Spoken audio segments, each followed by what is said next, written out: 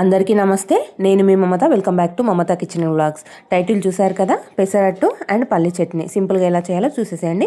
ముందు రోజు night 1 cup పెసర్లు, 1/2 కప్పు మినప్పప్పు, 1/2 కప్పు రైస్ వేసుకోండి. మంచిగా కడిగి నానబెట్టుకోండి. Next day morning mixie jar తీసుకొని ఈ పెసర్లను మిక్సీ జార్లో వేసుకొని ఇందులో ఒక 4 పచ్చిమిరపకాయలు, చిన్న అల్లం ముక్క, రుచికి సరిపడినంత సాల్ట్ వేసి మూత పెట్టి మిక్సీ పట్టుకోండి.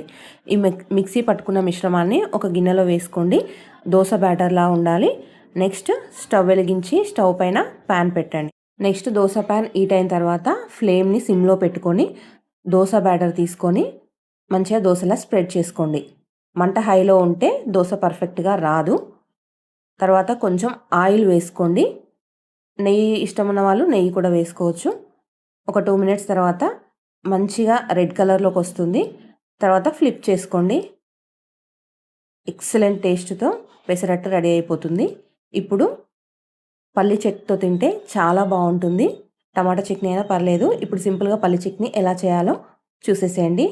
వేయించిన పల్లీలని ఒక మిక్సీ జార్లో తీసుకొని ఇందులో ఒక 4 పచ్చిమిరపకాయలు, కొంచెం జీలకర్ర, కొద్దిగా సాల్ట్ వేసి మిక్సీ పట్టుకోండి. తర్వాత కొన్ని ఇందులో వాటర్ యాడ్ చేయండి.